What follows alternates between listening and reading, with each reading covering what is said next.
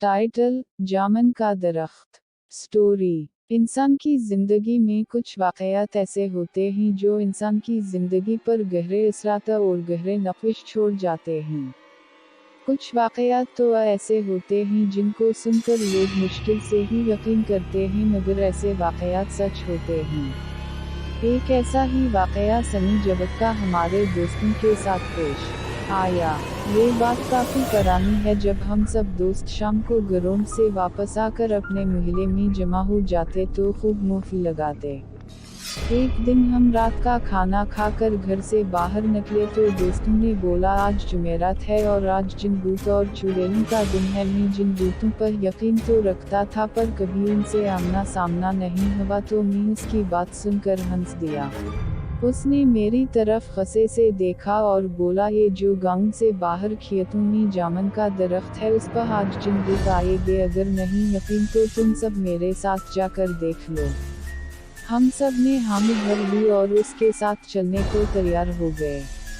मैं उस दोस्त का नाम बताता चलो, यह उसका नाम नदीम था और वो अक्सर रात को अकेला खेतों में घूमता रहता था। इसलिए उस पर कुछ दोस्तों ने यकीन भी कर लिया था, पर हमने यकीन नहीं किया। हम 5 दोस्त थे जिसके नाम थे आबिद, नासिर, साजिद, मदसर और नदीम। जैसे ही ईशा की आज़ान हुई हम निकल पड़े उसके साथ खेतों में जिन बूत देखने। रात काफ़ी गहरी हुई चली जा रही थी तो डर भी लग रहा था। अभी हमें चलते हुए 10-15 मिनट ही गुजरे थे, एक खेत से बकरी के छोटे बच्चे के बोलने की आवाज़ आई। आबिद ने बोला, रोकनी, यहाँ पास से किसी जानवर की आवाज़ आ रही है। सब रुक गए और खामोशी से आवाज़ सुनने का इंतज़ार करने लगे कि किस तरफ से ये आवाज़ आ रही है। अभी थोड़ी देर ही गुजरी थी कि बकरी के बच्चे की आवाज़ दोबारा सुनाई दी। नदीम ने फौरा बोला, आवाज़ उस तरफ से आ रही है जो 2-4 खेत छोड़कर ही बरसन का खेत था। आवाज़ वहीं से आ रही थी। सर्दियों के दिन थे और उन दिनों में बरसन आम होता है। सब दोस्त इस तरफ जाने लगे तो नासिर ने बोला, छोड़ो यार, जो भी है हमें क्या लेना देना उससे, हम जिस काम के लिए जा रहे हैं उस तरफ चलो। पर कोई भी नहीं माना और बरसन के खेत की तरफ बढ़ने लगे सभी। वहां जाकर देखा तो एक छोटा सा बकरी का बच्चा वहां खेत में बैठा था। हम में से कोई कुछ बोलता उससे पहले ही नदीम ने कहा, लगता है जो यहाँ बकरियां चरावाने आते ही उनका रह गया होगा, उसको अट्ठा लो, सुबह पता लगा कर वापस कर देंगे। सब ने उसकी बात से इत्तेफाक किया और ऐसा ही किया। उसको हमने अट्ठा लिया और अपनी मंजिल की जानिब बढ़ने लगे। रात काफ़ी गहरी होती चली जा रही थी और हमारे डर में मज़ीद इजाफा भी हो रहा था क्योंकि खेतों में तरह तरह के जानवर की आवाज़ें आ रही थी। मदसर ने बोला, यार हमको वापस जाना चाहिए, आगे बहुत खतरा है। सब उस पर हंसने लगे और उसको डरपोक करने लगे। खैर वो खामोशी से उनके साथ चलता रहा।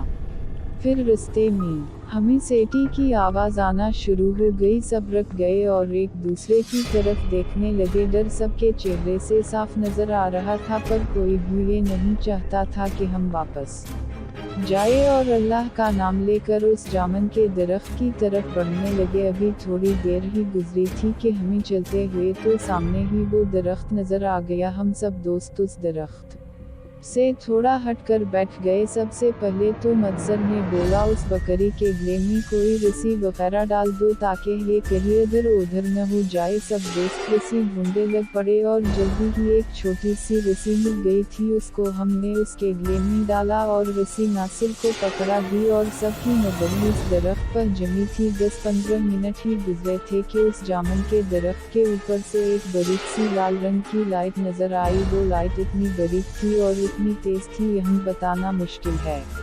वो लाइट कभी दरख्त पर जाती कभी दरख्त से नीचे आती। हमारा फूक के मारे बुरा हाल हो रहा था और साथ ही परसरार आवाज़ें आना शुरू हो गई। हम सब ने ऊंची आवाज़ में दिल पढ़ना शुरू कर दिए। कुछ दोस्त तो वहां से भागने के लिए तैयार थे, हमने रोक रखा था उनको। फिर सबने ही महसूस किया कि लाइट अब हमारी तरफ बढ़ रही थी। जब सबने ये मंजर देखा तो वहाँ से भागने में ही बेहतरी समझी और इतनी स्पीड से सब वहाँ से उल्टे पाँव दौड़े और हमारे पीछे इतनी खौफनाक आवाज़ें बुलंद हो रही थी। बस यही महसूस हो रहा था जैसे वो बाकुल हमारे पास ही हैं और किसी भी लम्हे वो हम सबको नुकसान पहुँचा सकती हैं। हमने हिम्मत न हारी और भागते रहे, दिल करते रहे और वापस गाँव आकर सांस लिया। जब हम सब गाँव की हदूद में पहुंच गए तो मफसर ने नासिर की तरफ देखा और पूछा, आपके पास बकरी का बच्चा था, वो कहीं छोड़ आए? उसने हाथ की तरफ देखा तो उसके हाथ में सिर्फ रस्सी थी। उसने बोला कि जब हम वहां से भाग रहे थे तो ये सिर्फ रस्सी ही थी, बकरी का बच्चा किधर गया उसको कुछ मालूम नहीं। जब वहां से वापस दौड़े तो वो बकरी का बच्चा वहां हमारे साथ नहीं था, सिर्फ ये रस्सी ही थी। क्या वो सच में बकरी का बच्चा था या कोई और मखलूक थी? सब दोस्तों ने कहा जो भी था हम सुबह सुबह वहां जाकर जरूर देखेंगे। जब सुबह हुई तो कोई भी वहां जाने को तैयार नहीं था सिवाय नदीम और मदसर के।